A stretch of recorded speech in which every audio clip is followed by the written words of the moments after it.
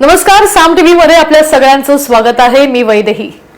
खरं बघायला गेलं तर अनेक मराठी माणसं आहेत ज्यांनी अगदी याच मातीमध्ये शिकून पार अटकेपार असा झेंडा रोवलाय.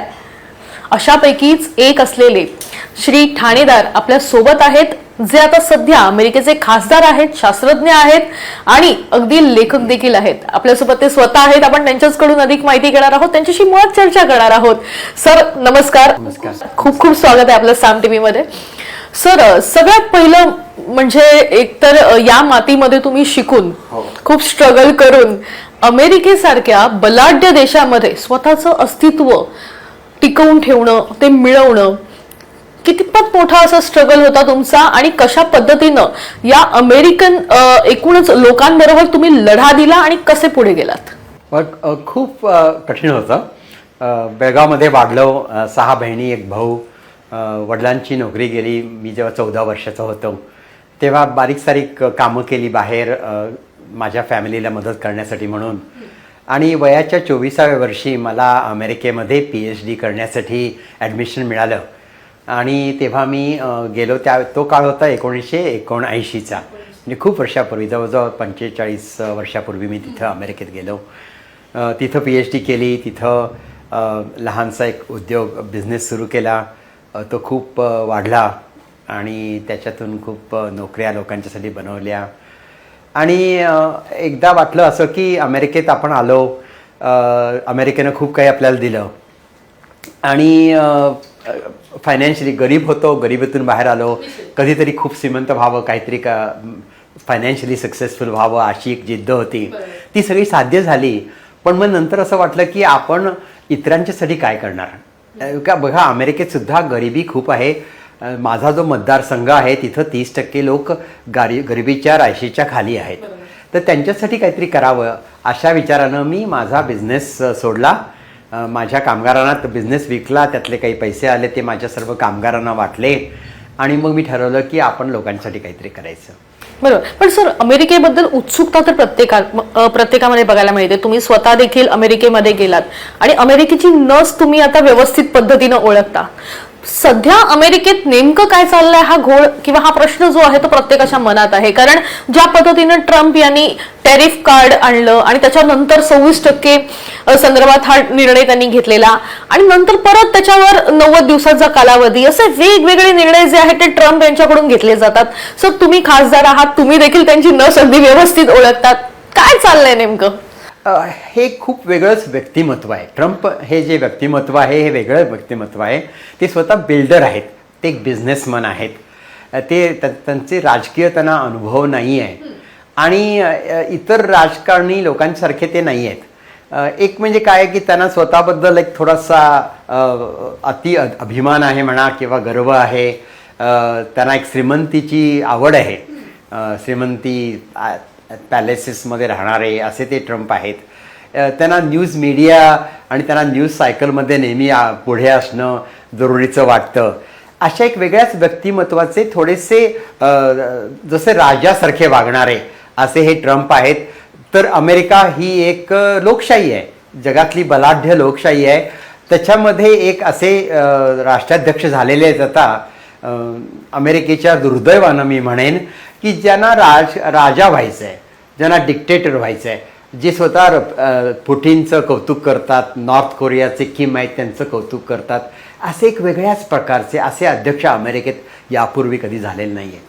पण सर, म्हणजे ज्या पद्धतीचं म्हणजे सध्या त्यांचे निर्णय घेतात, त्याच्यानंतर ते लाईमलाईटमध्ये येतात, लाईमलाईटमध्ये आल्यानंतर पुन्हा निर्णय घेतात, पुन्हा काहीतरी वेगळ्या पद्धतीचे ते लाईमलाईटमध्ये येतात. म्हणजे हे सतत चालू आहे. मग हे जे चालू आहे हे अमेरिकेच्या एकूणच अर्थव्यवस्थेसाठी योग्य वाटतं तुम्हाला?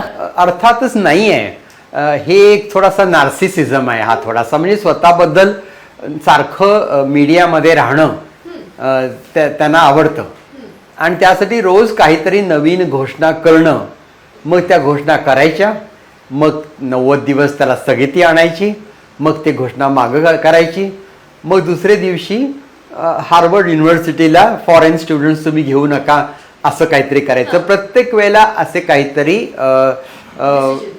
घोषणा करायच्या ज्यानं न्यूज सायकलमध्ये त्यांचं नाव पुढं राहील बऱ्याचशा या ज्या घोषणा केल्या जातात त्याला कॉन्स्टिट्युशनली काही अधिकार नाही आहेत त्यांना हे करायचा.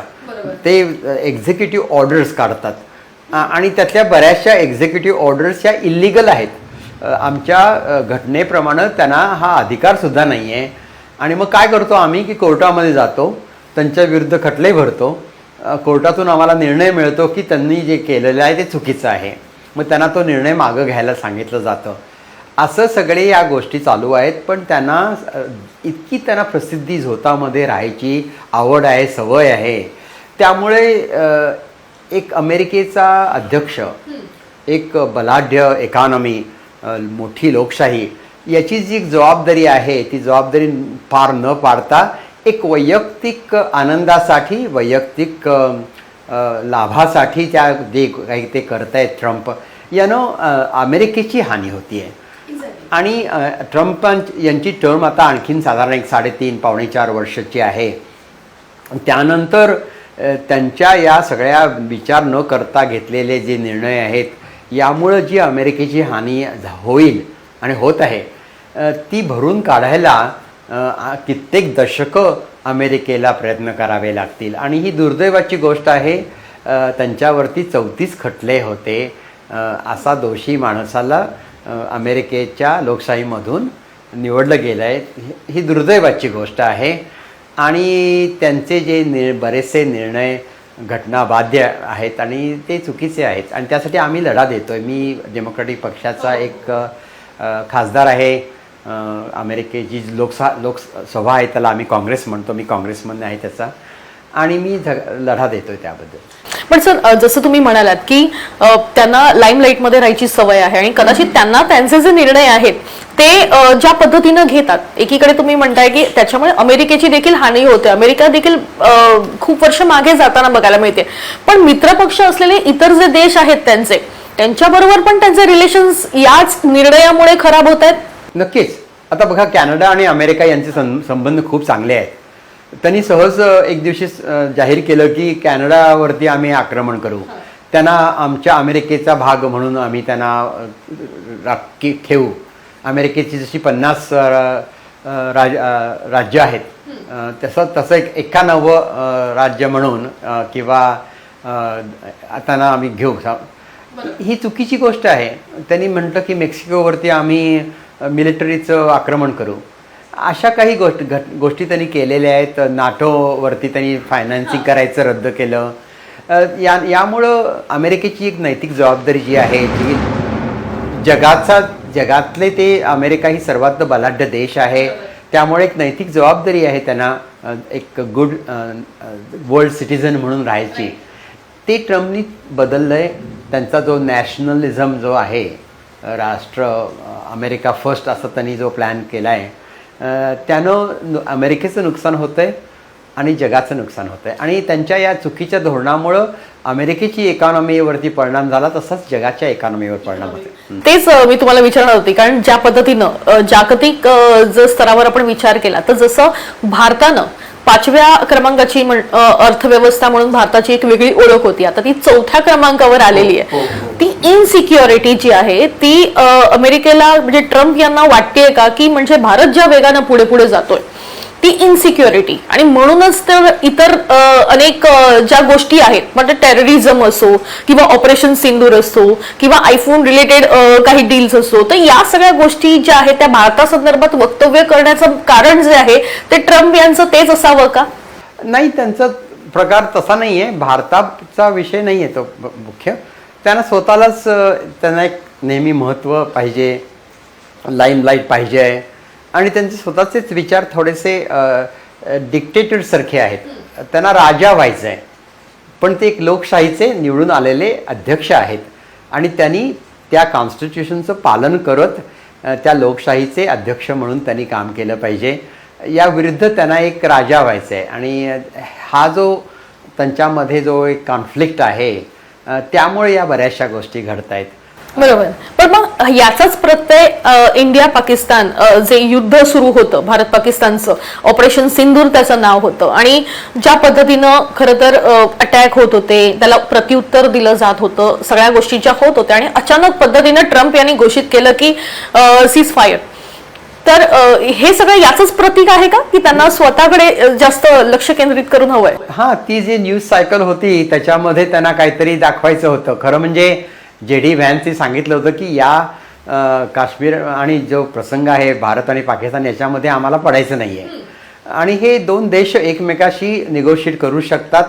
त्यांना अमेरिकेच्या मध्यस्थीची जरुरी नाही आहे. त्या देशांनी अमेरिकेला मध्यस्थी करण्यासाठी आमंत्रित केलं नव्हतं. हे सगळं खरं असताना ट्रम्पनी मध्येच काहीतरी अनाऊन्स केलं की त्यांनी मध्यस्थी केली म्हणून, आणि ती भारतानं सुद्धा मान्य नाही केली की भारत यांनी मध्यस्थी केली. थोडक्यात आणखीन एक न्यूज सायकलमध्ये त्याच्यामध्ये त्यांचा प्रकाश झोतामध्ये येण्यासाठी केलेली ही आणखीन एक घोषणा आहे ट्रम्प यांची, काहीसा फारसा विचार न करता. पण याच गोष्टीचं रिफ्लेक्शन जे आहे ते भारतामध्ये देखील दिसून आलं की भारतामध्ये देखील मोठी नाराजी एकूणच या निर्णयावरून दिसून आली की म्हणजे जर युद्ध होतंय, जर दहशतवाद संदर्भात एखादं पाऊल जे आहे ते भारत उचलताना बघायला मिळतंय, नरेंद्र मोदी त्याचं प्रतिनिधित्व करतायत, मग अचानक पद्धतीनं ट्रम्प यांची एंट्री होते आणि मग ते डायरेक्टली अशा पद्धतीनं सीज फायर संदर्भातला निर्णय घेतात. त्याच्यामुळे एक नाराजीचं वातावरण बघायला मिळतं. इव्हन भारतामध्ये देखील भारताचं नेतृत्व देखील त्याच्यामुळे नाराज झालं असल्याची माहिती मिळते. मग हे भारत आणि अमेरिका यांच्या नात्यासाठी कितपत हार्मफुल असेल? नक्कीच हे चांगलं नाही आहे नात्यासाठी, आणि ट्रम्पनी जी घोषणा केली त्याच्यामध्ये त्याला काही बेसिसच नव्हता. बरं, हे बघा, आम्ही टेररिझम विरुद्ध, दहशतवादाविरुद्ध नेहमीच लढा देत राहतोय अमेरिकेमध्ये. अमेरिकेनं स्वतःसुद्धा 9/11मध्ये त्याचा भाग दोष हे पाहिलेले आहेत. अटॅक जो झाला दहशतवादाचा तो, आणि दहशतवादाविरुद्ध लढा तरी नेहमीच दिला पाहिजे. दहशतवाद नष्ट केला पाहिजे जगातून, याच्यात काही शंकाच नाही आहे, आणि यासाठी अमेरिका कायम प्रयत्न करत राहील. आणि भारतानं जो काही रिस्पॉन्स दिला त्याच्यावरती जेव्हा हल्ले झाले तेव्हा पहलगाममध्ये, त्याला अमेरिकेनं पाठिंबा नक्कीच दिला. पण याही पुढं जाऊन अमेरिकेनं हे बघितलं पाहिजे की कुठला देश किंवा कुठले देश दहशतवादाला सपोर्ट करतायत, हार्बरिंग करतायत, त्यांच्या ज्या संस्था आहेत, त्यांच्या ज्या ऑर्गनायझेशन आहेत त्यांना सपोर्ट करतायत, त्यांना वाढ होण्यामध्ये त्यांना मदत करतायत. तर पाकिस्तानमध्ये सुद्धा दहशतवादी लोकांना खूप मदत केली जाते. त्या संस्था तिथं वाढल्या जात आहेत, ट्रेनिंग दिलं जातं दहशतवादामध्ये टेररिस्टना. तर अमेरिकेला जर काही करायचंच असेल मध्यस्थी करण्यापेक्षा, तर अमेरिकेनं पाकिस्तानला जाब विचारला पाहिजे याबद्दल, की पाकिस्तानला जाब विचारला पाहिजे की तुम्ही टेररिस्टना का आश्रय देताय. त्यासाठी जर अमेरिकेनं त्यांच्या बलाढ्यतेचा, त्यांच्या शक्तीचा जर वापर केला आणि त्यातून जर टेररिझम जर कमी झाला, तर त्यानं काही जगाचा फायदा होईल. पण नुसतीच अशी मध्ये घोषणा करून मध्यस्थी केल्याची जे आव आणला होता त्यानं काहीच साध्य नाही झालं. बरोबर. पण मग कुठेतरी नाराजीचं कारण पण होत आहे ना ते भारत आणि अमेरिकेच्या म्हणजे जे आपले संबंध आहेत, जे व्यावहारिक संबंध आहेत किंवा जे अंतर्गत काही संबंध आहेत, त्याला कुठेतरी हार्मफुल ठरलं आहे. नक्कीच आहे. आणि ट्रम्प यांची जी धोरणं आहेत, त्यांचे जे काही अनाऊन्समेंट आहेत, त्यांच्या एक्झिक्युटिव्ह ऑर्डर्स आहेत, यानं अमेरिकेची सुद्धा खूप हानी होती आहे. त्यांचं जी इमिग्रेशन पॉलिसी आहे त्यानं अमेरिकेची हानी होती आहे. त्यांनी जे त्यांच्या विरोधकांच्यावरती जे काही सूड करतायत, ते सुडाचं वातावरण त्यांनी निर्माण केलं आहे, त्यांनी अमेरिकेला धोका होतोय, हानिकारक आहे हे सगळं. पण शेवटी त्यांचं व्यक्तिमत्व असं आहे की स्वतःचा जो इगो, स्वतःचे नार्सिसिझम, स्वतःच्या महत्त्वासाठी, स्वतःच्या लाईमलाईटसाठी ते या सर्व गोष्टी करतायत. आणि दुर्दैवाची गोष्ट आहे की यामुळे अमेरिकेला सुद्धा काही फायदा नाही आहे. आणि यासाठी आम्ही झडा देतो. यासाठी मी स्वतःसुद्धा अमेरिकेच्या संसदेमध्ये त्यांच्या विरुद्ध काही कलमं, काही आर्टिकल्स आणली आहेत, आणि मी खंबीरपणे उभा राहिलो आहे. कारण शेवटी अमेरिकेला जे योग्य आहे, बऱ्याचशी ही धोरणं चुकीची आहेत ट्रम्प यांची. त्याला तुम्ही विरोध तर केलेलाच आहे, पण एक असं देखील चर्चा दबक्या आवाजात म्हटली जाते की शांतीचा पुरस्कर्ता होण्यासाठी किंवा आपली एक इमेज वेगळी करण्यासाठी त्यांनी अशा संदर्भातली घोषणा केली होती का, सीज फायरिंग संदर्भातली? त्यांचं शेवटी काय आहे माहिती आहे का, ते स्वतःचा फक्त विचार करतात. स्वतःचा विचार, त्यांचं नाव, त्यांचा ब्रँड, त्यांचा प्रकाश झोत, त्यांचं न्यूज सायकल कंट्रोल करणे, हे त्यांचा बराचसा त्यांचा पूर्ण वेळ त्याच्यामध्ये जातो. पण मग पुढचे 3.5 वर्ष साधारण आपल्याला लढा द्यायचा आहे, तर मग कशा संदर्भातला हा लढा आपला असेल? कारण समोर ट्रम्प आहेत, त्यांच्या घोषणा किंवा त्यांचे निर्णय आहेत आणि तुम्ही विरोधातले आहात. पण बघा, जेव्हा जेव्हा ही बलाढ्य लोकशाही आहे आणि अमेरिकेची लोकशाही पुढे नेणे, ती वाचवणे, हे महत्त्वाचं आहे. आणि त्यासाठी जे काही लागेल ते आम्ही करू. आणि जेव्हा जेव्हा ट्रम्प चुकीचे निर्णय घेतील तेव्हा त्याला अपोज करूच आम्ही. पण जेव्हा जेव्हा घटनेला बाह्य अशा गोष्टी, अनकॉन्स्टिट्युशनल गोष्टी जेव्हा ते करतील तेव्हा त्यांच्यावर टीका करणं आवश्यक आहे. आणि अमेरिकेच्या नागरिकांना समजावून सांगणं की हे जे होतं आहे ते चुकीचं आहे. बरेचसं त्यांचा कल असा सुद्धा आहे की श्रीमंतांच्यासाठी त्यांच्या बरीचशी धोरणं जी आहेत ती श्रीमंतांच्यासाठी आहेत. पण त्याच्यामुळे गरीब लोकांचे जे काही योजना आहेत त्या ते खूप कमी करतायत, त्याचं फंडिंग कमी करतायत. यामुळं लोकांना खूप सामान्य माणसाला खूप त्रास होतो याच्यामुळं. तर यासाठी आम्ही विरोध करत राहू. आणि ही जरी 3.5-4 वर्ष आता उलटली तरीसुद्धा त्यांनी केलेल्या गैरकामामुळे खूप हानी झाली आहे आणि ती भरून काढण्यासाठी खूप वेळ लागेल. नक्कीच सर, थँक्यू सो मच की तुम्ही आज आलात आणि इतक्या दिलखुलासपणे आमच्याशी चर्चा केली आणि सर्वच गोष्टींसंदर्भात बातचीत केली. Thank you so much. तर इथे वेळ झाली इथेच थांबायची, पण तुम्ही कुठेही जाऊ नका, पाहत राहा साम टीव्ही न्यूज. देश विदेशातील प्रत्येक घडामोडींचे लाईव्ह अपडेट मिळवण्यासाठी आता साम टीव्हीच्या सर्व सोशल मीडिया प्लॅटफॉर्मला लाईक, फॉलो आणि सबस्क्राईब करा. तसंच सर्व नोटिफिकेशनसाठी बेल आयकॉन प्रेस करायला विसरू नका.